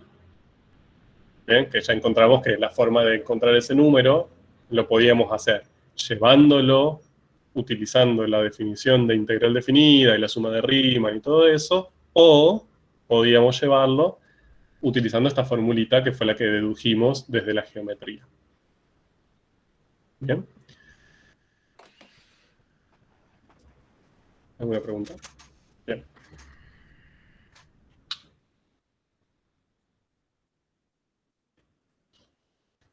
Nada nuevo, lo mismo que dije antes. Entonces, teníamos estas dos cosas. F de x, o sea, la función que estábamos integrando era esta lineal de ley 2x más 1, y f mayúscula de x era x cuadrado más x. Y acá apareció lo que hace un momento nuestra compañera se dio cuenta. Fue como, pero esa función o esa expresión que nosotros encontramos, si la derivo, obtengo la función original. ¿No? Entonces, ¿qué pasó ahí? ¿Eso es una casualidad? ¿Bien? Cuando yo estoy buscando esa función que me permite calcular integrales definidas de una forma muy rápida, ¿bien? Y sin tener que pensar todo el tiempo en la suma de Riemann, tendría que buscar una función cuya derivada sería la función que estoy integrando. ¿Bien? Y acá es la gran pregunta. Esto que acaba de verse, en este caso, ¿pasa siempre? Es decir, si yo acá en vez de tener una función como esta, 2x más 1 lineal, que yo puedo recurrir al área y toda la zaraza, tuviera otra función cualquiera muy molesta que no me permite hacer este abordaje, porque dijimos que esto lo podíamos hacer porque justo esto era lineal. Pero si esto que acaba de darse cuenta su compañera vale siempre, es un golazo. ¿Bien? Porque supónganse que acá yo tengo una función g, no sé, que sea, qué sé yo, 7 menos x cuadrado, no sé, una parábola. ¿Bien? Que sería una cosa así. Yo tengo esta función. Acá no puedo usar lo mismo que veníamos usando hasta ahora. Porque si yo hago la integral entre 0 y 1, tendría que buscar el área de esta región, pero acá tengo un lado curvo. Bien, ahí no puedo usar geometría básica, no puedo usar el área de un paralelogramito, porque no tengo un paralelogramo ahí. Entonces ya toda esta estrategia que estuvimos usando recién se nos cae. Ahora, si esto que se dio cuenta su compañera acá sigue funcionando, si mi función g es 7 menos x cuadrado, tiene ley 7 menos x cuadrado, quizás yo tendría que buscar una g mayúscula ahora, o sea, la fórmula esta que nosotros dedujimos con el área del paralelogramito, para este caso, sería una función g que cuando yo la derivo, obtengo 7 menos x cuadrado. ¿Entiendes? Tendría que pensar qué función al derivarla me permite generar esta función. Y quizás podría usar esa para resolver la integral definida. ¿Bien? Que en este caso sería 7x menos x cubo sobre 3. Esta función, si yo la derivo, fíjense, la derivada de 7x me da 7. Y la derivada de menos x cubo sobre 3 es menos x cuadrado. Pueden hacerla si quieren. Ahora, esta sería como la análoga a esta. Es decir, esta expresión, que yo la dije por decirla, porque cumple la misma condición que la que vimos recién. ¿Me permitirá a mí calcular la integral definida, siendo que ahora no lo puedo hacer utilizando el área? Bien, no sabemos. No tenemos idea, o sea, porque quizás esto lo que vimos acá, lo que vio su compañera, es una casualidad. O sea, justo en este caso se dio, bien, y no siempre se da. Profe, una compañera puso en el chat que no entendió cómo llegaste a G. Pensando, o sea, a ver. Primero, para organizarnos. Acá lo que pasó es lo siguiente. Teníamos una función f, minúscula, 2x más 1. ¿Bien? Y lo que cuando hicimos todo el análisis para llegar a calcular las integrales definidas, llegamos a que una forma de calcularlas era así, usando x cuadrado más x. ¿Bien? Y su compañera dijo, che, pero si yo esto lo derivo, x cuadrado más x lo derivo, llego a la función original. ¿Ven? ¡Wow! Increíble. Ahora, yo lo que les digo es lo siguiente. Eso, que no sabemos hasta ahora si es general o si es una casualidad, puede ser una casualidad completamente, puede darse solamente en este caso y en ningún otro. Eso, que puede ser una casualidad, sería buenísimo si no lo es. ¿Por qué? Porque si yo conozco la ley de la función original, yo busco otra función, una f mayúscula, cuya derivada sea esa la que yo conozco, ¿bien? Y uso esa nueva función f que encontré para calcular la integral definida. ¿Bien? Y me salvo de hacer suma de Riemann, subdividir cosas y un montón de otras cuestiones. Entonces, ustedes me dicen, a ver, ¿cómo quiero calcular la integral definida entre 0 y x de esta función? Y yo lo que haría sería, bueno, pienso qué función derivada me da esta. Es decir, tengo que buscar una función f, de modo que cuando yo la derive, obtengo f'. Entonces, ¿qué función f, si yo la derivo, me da 2x más 1? Y si yo agarro x cuadrado, cuando la derivo me da 2x. Y si a esto le sumo x, cuando lo derivo me da más 1. Entonces, esta función yo la podría utilizar para calcular la integral. ¿Se entiende? Fíjense que yo de acá a acá llegué simplemente pensando qué función f puedo usar, f mayúscula, f sota, puedo usar, bien, para calcular la integral. Entonces, si eso fuera así, si esta casualidad que vimos recién, realmente vale para cualquier caso, es un golazo. Porque nos serviría no solo en un caso sencillo como el de la función lineal, sino en un caso más complicado. Por ejemplo, si mi función ahora, en vez de ser una lineal, fuera 7 menos x cuadrado, que es una función cuadrática, cuya gráfica es una parábola, y por lo tanto no puedo usar geometría básica, lo que tendría que hacer sería buscar una g sota.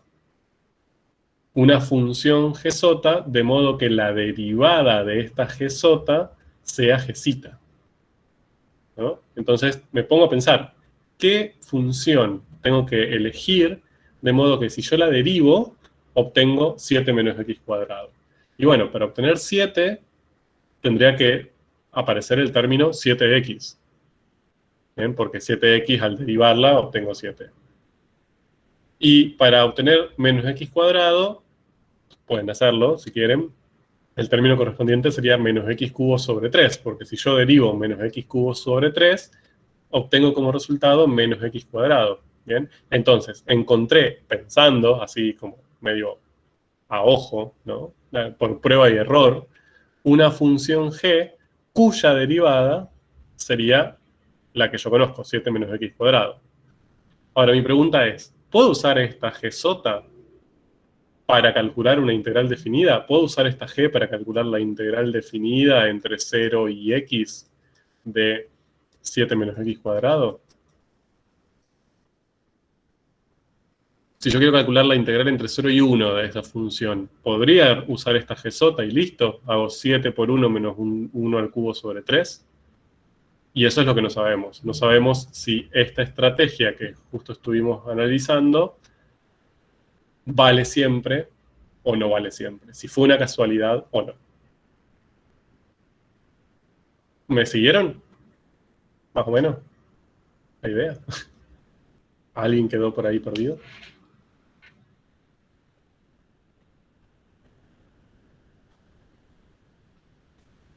¿Se entendió, profe? Bueno, vamos. Si no, me paran. Entonces, acá, todo lo que acabo de decir, se los expreso como en un pequeño mapita, bien, para que no nos perdamos. De hecho, nosotros, esto es de donde empezamos. Nosotros partimos de una función f definida en un cierto dominio, que fue la función 2x más 1, la lineal, definida en el 0,6. Bien, eso fue de donde empezamos todo nuestro estudio. Y lo que planteamos fue, bueno, nosotros queremos encontrar esta integral. La integral entre 0 y cualquier valor del 0,6, ¿bien? De esa función, de 2x más 1. Acá le cambié la variable simplemente para que no nos confundamos, después hablaremos de eso, ¿bien? Pero es la misma función, esta función que tengo acá. La estoy integrando entre 0 y algún valor. Entonces nuestra pregunta inicial fue, bueno, ¿puedo encontrar una forma sencilla, conociendo este extremo superior de integración, para llegar al resultado de esta integral definida? Bien, es decir, si yo quiero hacer la integral entre 0 y 4, bueno, para no pensar en graficar la función, hacer la división, partición, todo, bla, bla, bla, bla. ¿Hay alguna forma sencilla, una ley sencilla que utilice ese número, ese 4, para encontrar el resultado de la integral definida?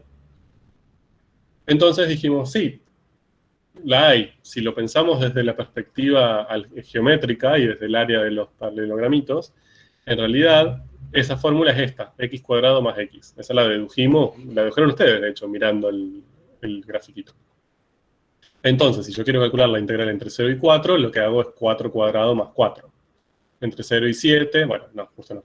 Entre 0 y 5,5, 5,5 al cuadrado más 5,5, y así sucesivamente. Bien. Y lo que vimos es que si a esta expresión nosotros la derivábamos, volvíamos a la expresión original, ¿no? Como si esta expresión que encontramos justo la derivábamos, llegábamos acá y dijimos, wow, interesante. Bien. Entonces, acá vamos a introducir una nueva palabra. F, minúscula, Fcita, esta, es la derivada de Fz. Bien, dicho de otra manera, 2x más 1 es la derivada de x cuadrado más x. Bien. Ahora, fíjense que a nosotros no nos interesa derivar. El proceso que nos está interesando ahora no es derivar. No es que nosotros conocíamos 2x más 1 y queríamos encontrar su derivada. No. Lo que nos pusimos a pensar, en realidad recién, fue al revés. ¿Qué función debería ser f mayúscula para que su derivada sea 2x más 1? Bien, es como que estamos antiderivando, ¿no? Estamos buscando una función cuya derivada es la que yo conozco. Bien, estoy yendo para atrás. Entonces, eso, así como llamamos función derivada si derivamos, si vamos en sentido opuesto, le llamamos primitiva. Entonces, así como f minúscula es una derivada de f mayúscula es una primitiva de f minúscula. Así le vamos a decir. Entonces, una función cuya derivada es la que yo conozco es una primitiva de esa función. ¿Ven? Tiene sentido que se llame primitiva, porque es como la que existió originalmente y después, al derivarla, obtuve la función que yo conozco. ¿Bien? Punto. Entonces, acá tenemos las dos relaciones.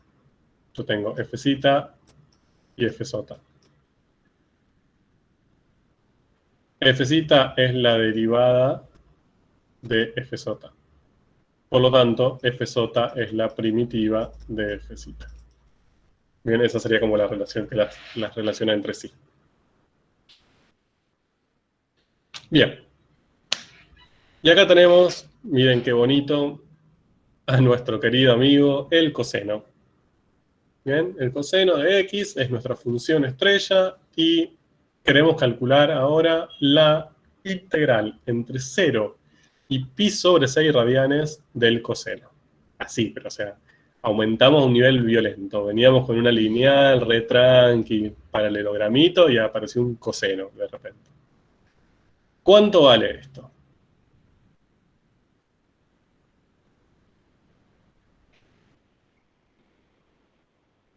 ¿Cuánto vale esa integral? Primero, ¿existe esa integral definida? Fíjense que es una integral definida, ¿no? Acá tenemos un numerito y acá tenemos otro numerito. O sea, esto estamos esperando que el resultado sea un número. ¿Existe? Sí, existe. Sí, porque es continua el coseno. Perfecto, es continuo en el 0 pi sobre 6. ¿Cuánto vale?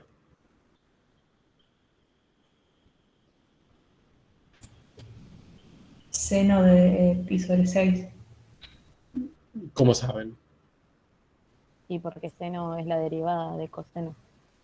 Bien, interesante. A ver, fíjense, acá no podemos hacer lo mismo que hicimos antes en el sentido del pensamiento del proceso, ¿no? O sea, no podemos subdividir al 0 pi sobre 6 para hacer una suma de Riemann. Bueno, eso sí lo podemos hacer, pero cuando eso lo llevamos a una norma de partición tendiendo a 0, quedaría todo el área bajo la curva, ¿no? Quedaría todo, a ver, no sé si está gráfico. Bueno, no. Sería toda esta región. Sería el área de esa región la que teníamos que calcular, pero cuando vamos a calcular el área de esa región, el problema que tenemos es que este lado acá superior tiene que ser curvatura, no podemos hacerlo por geometría básica, así que se nos murió nuestra estrategia, la que veníamos usando. Bien, entonces, la estrategia original que habíamos usado antes y usábamos el paralelogramo, ahora ya no nos sirve, la geometría básica ya no nos ayuda. Pero encontramos esa otra posibilidad, es decir, buscar esa Fz que nos permita calcular la integral, que tenía que ser una función cuya derivada sea coseno, es decir, una primitiva del coseno. Ustedes dicen, ah, bueno, es fácil, esa la podemos pensar muy sencillamente, es seno. Entonces, ¿puedo usar esto?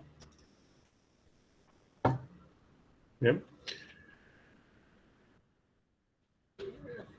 Todo lo que acabo de decir lo resumo de la misma manera que lo resumimos antes. Partimos de acá. Este es nuestro origen. El coseno en el 0π/2.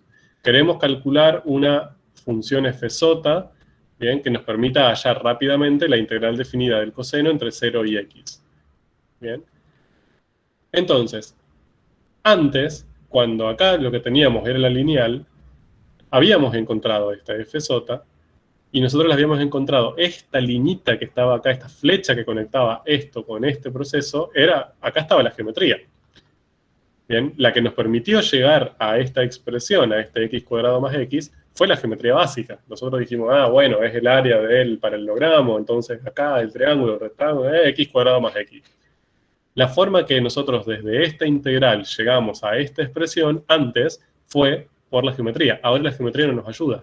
Por eso esa línea está en línea de puntos, porque como, bueno, no sé, no tenemos una forma directa de estar seguros cuál es fsota, cuál es la primitiva. Perdón, primitiva no, cuál es fsota. Y por lo tanto, todo el resto del camino, que habíamos dicho antes, o sea, que la derivada de esto era justamente esta función, entonces volvíamos al inicio, y eso ahora no lo podemos hacer. No lo podemos hacer porque no la conocemos a esta función. Entonces, lo que ustedes me están proponiendo en realidad es este camino, que está acá en violeta. Ustedes lo que me están proponiendo ahora es decir, bueno, pero entonces no hagamos este camino que hicimos antes. No es que para resolver esto busquemos fsota a partir de la geometría y volvamos. Hagamos al revés. Bien, si ya conocemos coseno, busquemos a fsota, a su primitiva, pensando qué función derivada me da el coseno. Bien, fíjense que acá el camino que estamos haciendo es este. Es decir, a partir de conocer el coseno, llegamos a f mayúscula, pero pensando en su antiderivada. Bien. Entonces, mi pregunta ahora es, ¿este camino servirá? Bien, ¿realmente podremos encontrar, o sea, realmente el seno de x es realmente la fsota que estamos buscando? O quizás lo que vimos antes fue una casualidad y ahora no, eso no vale. Bien, bueno, esa quizás va a ser un poco la pregunta que queda ahí planteada. Antes de eso, lo que les traigo aquí es la definición de primitiva, bien, que es culpaba, que es lo que estuvimos diciendo, pero bueno, hay que definirla. Entonces nosotros dijimos que esta fsota es una primitiva de fcita. Bien. ¿Qué es una primitiva? Entonces, esta es la definición pura y dura. Dada una función fcita definida en un cierto intervalo, entonces una función f mayúscula, fsota, es primitiva de esa fcita, si, solo si, la derivada de fsota es fcita. Para todo x perteneciente a la b. Es un trabalengua, pero es bastante sencillo. Bien, si yo conozco una función definida en un cierto intervalo, la primitiva es una función cuya derivada sea la que yo conozco en ese intervalo. Bien, esa es la definición de primitiva. Entonces, acá aparece lo que ustedes me dijeron. Bueno, si entonces f minúscula es coseno, f fsota podría ser seno de x. ¿Ven? Eso me lo dijeron ustedes mismos. Si vamos por el camino violeta y no por el camino fucsia, entonces yo podría proponer a fsota, una posible fsota, como seno de x. Pero yo también podría proponer a seno de x más 5, por ejemplo. ¿Cuál es la derivada de seno de x más 5? Que es lo mismo. También es coseno. Es coseno constante. Claro. Y también podría ser seno de x menos 8. ¿No? Y de hecho puede ser cualquiera de las formas seno de x más k, siendo k cualquier número real. Entonces ahora, acá apareció un problema molesto. Porque nosotros antes, cuando hicimos el camino fucsia con la lineal, nosotros dijimos, no, la función fsota es x² más x. Es la que nos da el resultado que estamos esperando. Si vamos para atrás, si conocemos fcita y tenemos que proponer a partir de esta fsota como su primitiva, el primer problema que aparece es que no tenemos una única primitiva. ¿Bien? ¿Cuántas primitivas tenemos para el coseno?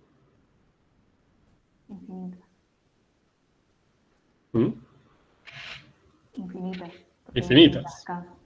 podemos conocer un montón de funciones distintas cuya derivada sea el coseno. Entonces ahí se nos complicó la vida. Porque, ¿cuál es la que tenemos que usar? ¿Es seno o es seno más 5? ¿O es seno menos 8? ¿O es seno más raíz de pi menos e al cuadrado? También podría ser. Bien. Entonces, este camino que puede llegar a ser muy útil porque nos sería... A ver, si funciona, es una forma hermosa de resolver una integral definida. Es re linda porque simplemente viendo la función lo que tenemos que ponernos a pensar es, bueno, busco una primitiva y ya está. Ahora, el problema es, primero, ¿funciona? ¿Realmente vale?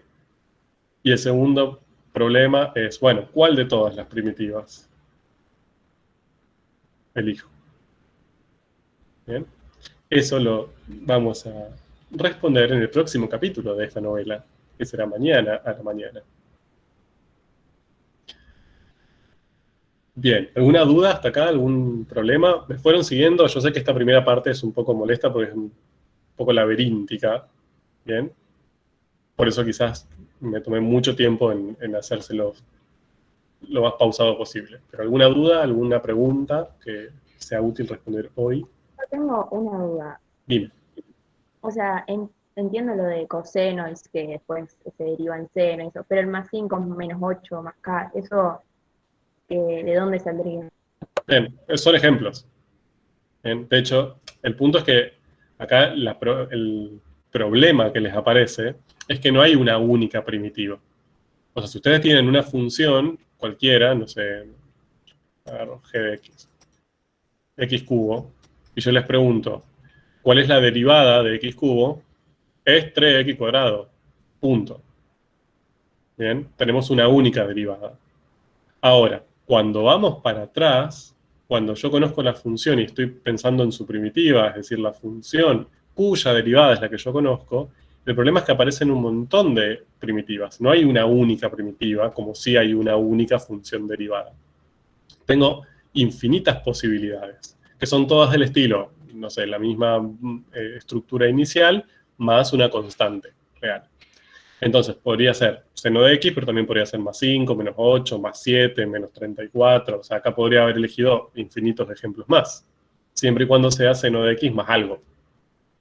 Bien, más un número. Entonces, mi pregunta es, y lo que queda ahí pendiente hasta mañana, es, ¿cuál uso? ¿Cuál es esta f de x? O sea, si yo tuviera que elegir una, todavía no sabemos si funciona, pero si funcionase y tuviera que elegir una, ¿cuál? ¿Elijo seno de x? ¿O por qué necesariamente seno de x y no seno de x más 5? O sea, ¿cuál es mi criterio de elección de cuál de las primitivas es la que es útil? ¿Bien? ¿Se entendió? Sí, gracias. Sí, profe. ¿Más preguntas?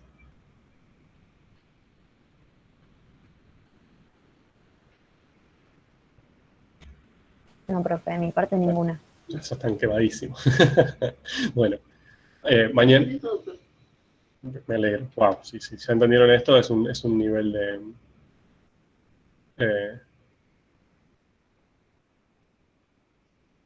de abstracción importante. Bueno.